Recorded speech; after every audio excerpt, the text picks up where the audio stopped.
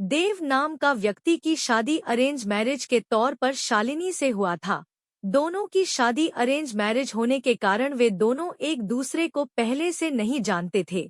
शादी के बाद दोनों एक दूसरे को जानने पहुंचाने का काम चालू हुआ। कुछ ही दिनों में दोनों एक दूसरे को अच्छी तरह से जल्दी पहचानने लगे थे। जब दोनों में अच्छी तरह से पहचान हुआ, दोनों एक दूसरे को समझने लगे थे, तो देव को लग रहा था कि उसे एक बेहतर ही पत्नी मिली है, क्योंकि उसे पूरी तरह से समझने के बाद उसे समझ में आ गया था कि लव मैरिज करना कोई जरूरी नहीं है, अरेंज मैरिज में भी अच्छी पत्नी मिल जाती है। दोनों की नई नई शादी हुई थी, इसी कारण से दोनों एक दूसरे को अच्छी तरह से समय देते थे। उसके बाद दोनों एक दूसरे के काम में हाथ बटाया करते थे। पति पत्नी दोनों में खूब ज्यादा प्यार होने लगा था। अब उसकी पत्नी भी देव को समझ गया था और उसे किसी भी प्रकार का कोई काम या किसी प्रकार की कोई सामान जरूरत पड़ने से पहले ही उसकी पत्नी उसे के सामने हाजिर कर देते थे। एक दिन देव अपने दोस्त को सूरज को अपने घर दावत पर बुलाया था। देव और शालिनी के प्यार देखकर सूरज बोल उठाकर, तुमने तो अरेंज मैरिज की है, लेकिन तुम्हारी पत्नी बहुत अच्छी है, तुम्हारा बहुत ज्यादा ख्याल रखती है और तुम दोनों भी अच्छी तरह से अपना काम कर रहे हो। तुम्हारी पत्नी तो बहुत ज्यादा खूबसूरत है और हर काम में तुम्हारा बहुत ज्यादा ध्यान रखती है। तुम बहुत ज्यादा खुशकिस्मत होगी, तुम्हें अरेंज मैरिज होने के बावजूद भी तुम्हें इतनी अच्छी पत्नी मिली है। एक दिन देव अपनी पत्नी से कहता है कि तुम जाकर तैयार हो जाओ, हम लोग कहीं घूमने जाने वाले हैं। हम लोगों को शादी की होगी इतना दिन हो गया है और बहुत सारे काम होने के कारण हमें टाइम भी नहीं मिला है घूमने के लिए। चलो वहाँ आज हम लोग घूमने के लिए कहीं चलते हैं।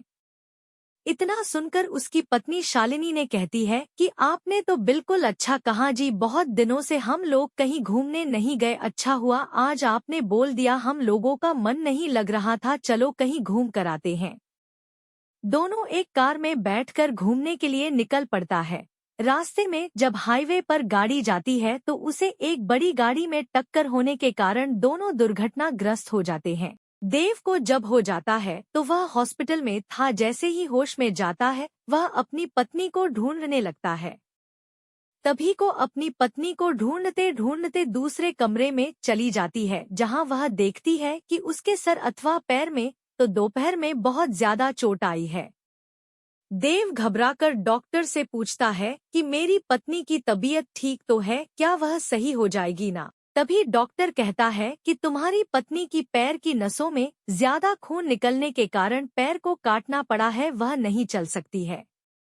इतना सुनते ही शालिनी की आंखों में आंसू आ जाता है और कहता है कि मैं तो आपके ऊपर अब बोझ बन गया हूँ। उसके बाद देव कहता है कि ऐसा कोई बात नहीं है, इतने दिनों से तुमने मेरा ख्याल रखा था, अब मेरा फर्ज बनता है कि मैं भी तुम्हारा ख्याल रखूंगा। अब दोनों साथ मिलकर अपने घर की तरफ रवाना हुआ। घर जाकर दोनों एक दूसरे के बिना ना रहने की कसम खाई थी। फिर उसके बाद फिर वह अपनी जॉब को छोड़कर घर से ही वर्क टू होम मतलब के वर्क फ्रॉम होम किया करता था। साथ ही घर रहकर अपने पत्नी की मदद तथा उसके देखरेख में उसका मदद किया करता था।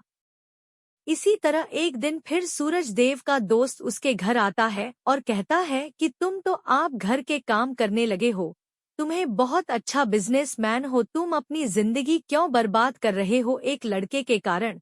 तुम अपनी दूसरी शादी कर लो, चाहे तो इसे भी अपने पास ही रखो, लेकिन तुम कंपनी में चलो काम करो।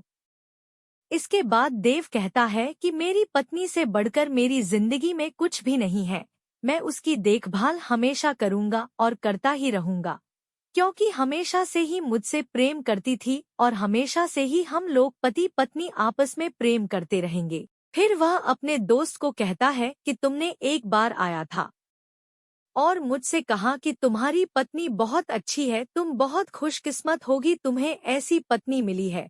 फिर आज क्या बात है, क्या तुम इस प्रकार के बाद मेरी पत्नी के लिए उपयोग कर रहे हो? आखिरकार जितना दिन उसने मेरी मदद की है, मेरा भी फर्ज बनता है कि मैं उसे जिंदगी भर मदद करता रहूंगा। इतना सुनते ही पीछे से उसकी पत्नी भगवान से प्रार्थना करती रहती है कि भगवान आपने मुझे इतना अच्छा पति दिया है कि मैं इसका शुक्रिया कैसे अदा करूंगी। और वह सदा के लिए एक दूसरे से प्रेम करते रहे और अपनी जिंदगी को आगे बनाते रहे। इसलिए मेरा मानना है कि पत्नी चाहे जैसे भी हो उसे कभी नहीं छोड़नी चाहिए, और पत्नी को कोई तकलीफ होती है तो उसका साथ देना चाहिए, ना कि उसके साथ छोड़ना चाहिए।